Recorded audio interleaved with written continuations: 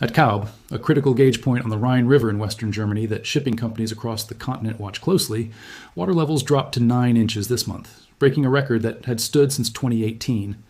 This is not an isolated reading on a single river. According to Copernicus, the European Union's own Earth observation program, 4 of Europe's largest rivers, the Loire, the Po, the Rhine, and the Danube, have all fallen to record low levels this August. A crisis visible clearly enough in satellite imagery that it can be seen from space. Along the Danube in Serbia, the wreck of a sunken Second World War warship has resurfaced from beneath the waterline. In Hungary, falling water levels nearly forced the shutdown of the country's only nuclear power plant, which depends on the Danube to cool its reactor. This is the story of what is actually happening beneath Europe's driest, most consequential summer in recent memory. The specific climate pattern scientists say is driving river levels this low across such a wide stretch of the continent at once, and why researchers increasingly warn this may not be a one-time crisis, but a preview of what European summers are becoming. No hype, no exaggeration. Just what the current data actually shows. Drop a comment and tell me if you live anywhere near one of Europe's major rivers and have noticed the water levels yourself this summer. Because millions of people across the continent have watched this unfold in their own backyard. I read every one of these. If you want grounded climate coverage built on the actual monitoring data instead of recycled panic, subscribe. It is free. And a like helps this reach people who need to understand this pattern before next summer arrives. Let us go for 5,000 likes on this one. Thank you. Now let us get into it. To understand why so many of Europe's major rivers are running dry simultaneously, you need to understand that this is not simply the result of one especially hot month. It reflects a chain of conditions that has been building since early spring, and each link in that chain has made the next one worse. The pattern started with a genuinely unusual winter and early spring, when low snowfall across the Alps left mountain snowpack well below normal levels heading into summer. That detail matters enormously for river systems like the Rhine, because alpines, snowpack functions as a kind of natural reservoir, slowly melting through the warmer months to keep rivers flowing even during dry stretches. A hydrologist at the Swiss Federal Institute for Forest, Snow and Landscape Research specifically identified this combination as the core driver behind the Rhine's collapse. Low winter snowfall in the Alps, combined with a lack of rain and 5 separate distinct heat waves moving through the Rhine basin one after another since spring. That sequencing, heat wave after heat wave without meaningful recovery time in between, is the second major piece of this pattern, and it echoes a mechanism worth understanding on its own terms. Western Europe experienced its hottest June through July stretch on record this year, and some countries have now endured their 4th separate heat wave since May alone. Each of those heat waves does double duty in worsening drought conditions, directly evaporating whatever soil moisture and surface water remains, while also driving up demand for water from agriculture, industry, and drinking supplies. At the exact same time, supply is shrinking. Layered underneath all OF that sits a genuinely stubborn atmospheric blocking pattern, a persistent zone of high pressure that has repeatedly settled over large parts of Western Europe this year, the same broad mechanism responsible for trapping heat in place during a heat dome elsewhere in the world, and one that simultaneously does something just as damaging to a region already running dry. It physically diverts the rain-bearing storm systems that would otherwise replenish rivers and soil moisture around the region rather than through it.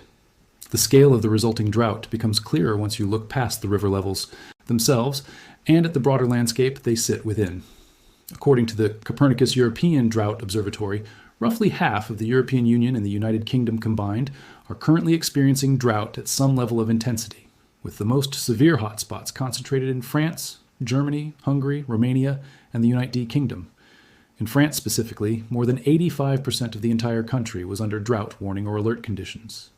B+2 by mid-July.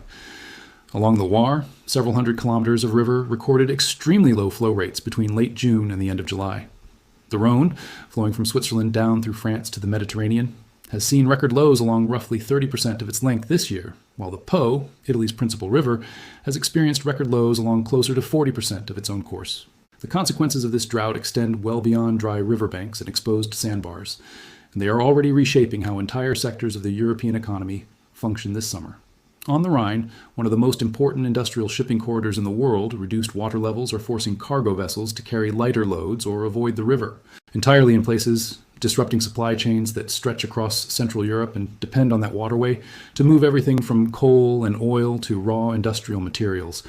In the Netherlands, the government formally raised the country's water status last month from what officials describe as an imminent water shortage to an actual water shortage, a designation that has triggered new restrictions on lock operations specifically, intended to conserve remaining freshwater.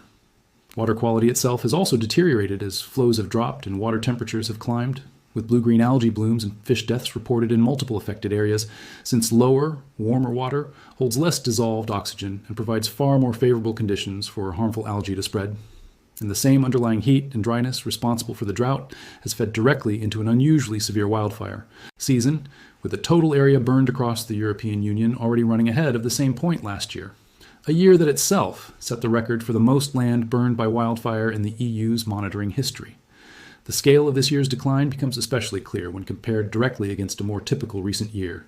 Satellite comparisons of the Danube near Vidin, Bulgaria, show a dramatic difference between August of 2023, when European river flows were generally running close to their long-term average, and August of this year, with vastly more exposed riverbed and sandbank visible in the more recent images. That comparison matters, because it demonstrates this is not simply rivers behaving the way they always do in late summer. It reflects a genuine, unusually severe departure from a baseline that was itself considered entirely normal only a few years ago. The broader temperature context behind this. Summer reinforces just how extreme the underlying conditions have been, with global average surface temperatures in July running 1.47 degrees Celsius above the estimated pre-industrial average, according to the Copernicus Climate Change Service, a reading cited by the World Meteorological Organization as part of a broader pattern of record or near-record global heat this year. So what does the actual science say about whether this specific summer is simply an unlucky outlier or part of a longer pattern researchers expect to keep repeating?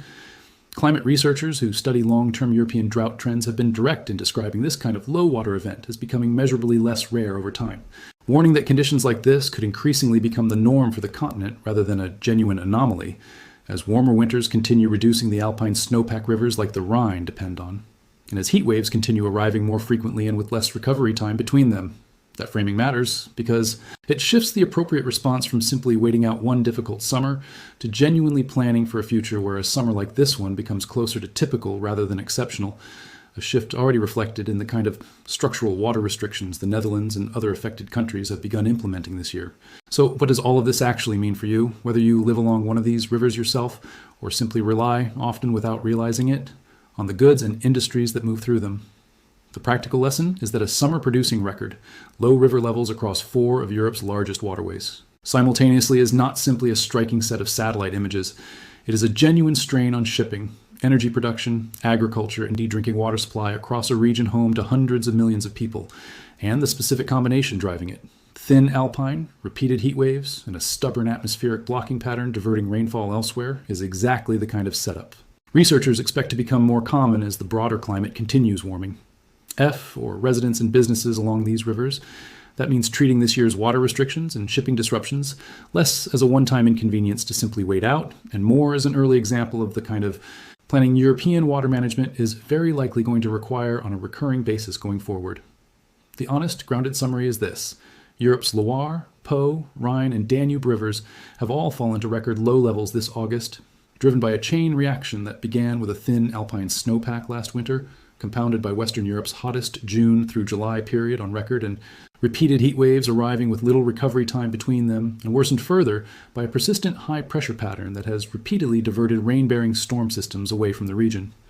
The consequences have reached far beyond the riverbanks themselves, disrupting Rhine shipping, threatening nuclear plant cooling water in Hungary, triggering formal water shortage status in the Netherlands, and feeding a wildfire season already running ahead of last year's record-breaking pace.